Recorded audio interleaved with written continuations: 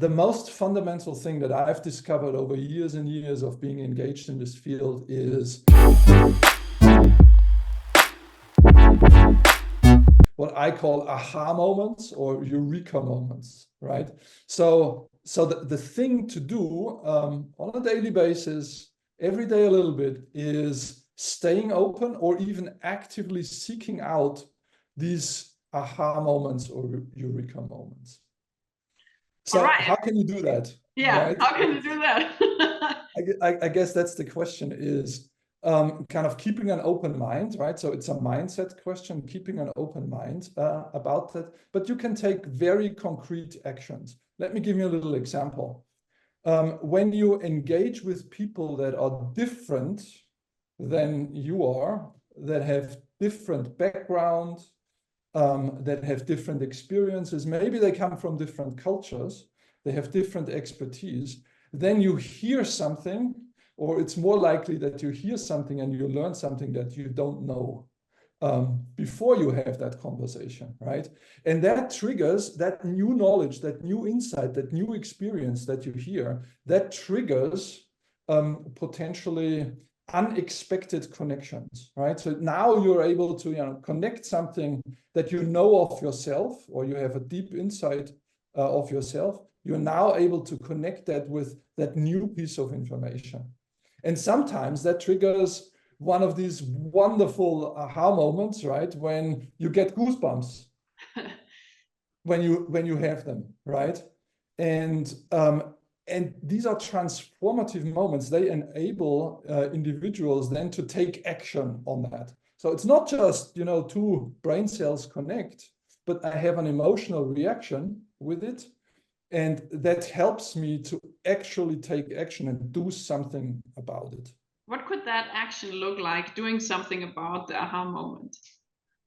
Right. So doing something about the aha moment, once you have that, is number one, you cherish it. You congratulate yourself that you have one. You celebrate it in a way, and you share it.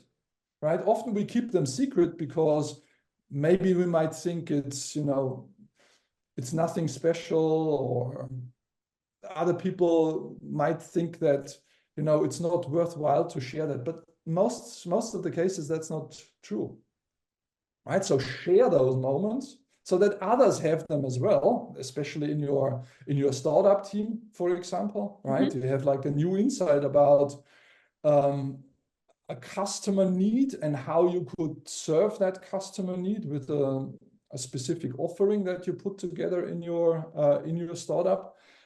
Share that and share why you have that insight and what the data is and the intuition or the decision that led you to have that, so that the others can buy into that and support you in actually taking action on it and realizing it and turning it into reality, rather than just a random connection in your brain.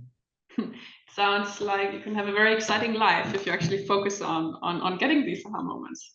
Right. And then kind of over time, if you practice this on an ongoing basis, on a daily basis, over time, you're going to build a culture in your organization, in your startup, right? That makes decisions, and especially important decisions, based on these aha moments.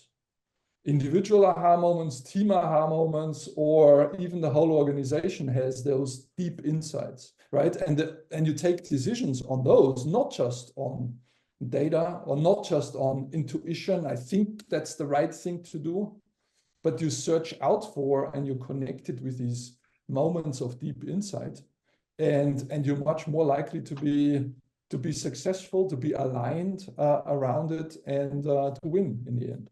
Interesting. So you mentioned we could go to a meetup of new people that we don't normally hang out with. And what else could I do to actively search for these aha moments? So very concretely, right? So you have a meeting about the specific topic with your co-founders, for example, right? Introduce some new perspective into that meeting, right? Don't just sit down and say, hey, our agenda is 1, 2, 3. let's dive in and let's talk about it. But kind of open up the meeting and say, hey, let's just, you know, watch this one little YouTube clip that I saw the other day from that and that person that had a very unique perspective on this. And let's just watch it and see kind of what this triggers, what ideas kind of get released based on that impact, for example. You know, I always look at this from a leadership, from a cultural and leadership perspective. And creating aha moments kind of for myself is obviously one aspect, but then also creating aha moments for others, right? For my co-founders, for my employees, but also maybe for my customers, right? So kind of concretely think about how you put your product offering together so that your listeners, your customers of your product, your audience for your product has these little aha moments as well. So then you trigger them to take a specific action as well. Okay. So how does that concretely look? Obviously depends highly on the context of it.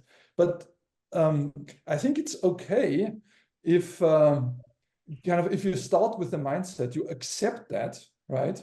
And you allow yourself and the rest of the organization and your customers to have these aha moments and cherish them. You help and support startups and founders, and obviously pitching is an important element, right? Finding investors, pitching to investors, let's say, right? So in communication, how do you keep people interested in what you're talking about, and maybe, you know, trigger for an investor taking the action to, you know, invite you to another follow-up meeting, right? And if you structure your story, if you structure your pitch in a way that you allow your investor to have an aha moment, you're much more likely to get invited to that follow-up meeting. Right? So that's another application of kind of very concrete application that I do when I do pitch training, for example, to embed this into the way we communicate, specifically in a pitch situation. I love that. So go search for your daily aha moments. Your life will change. You're gonna solve problems in an inspiring way, and you're gonna be more innovative.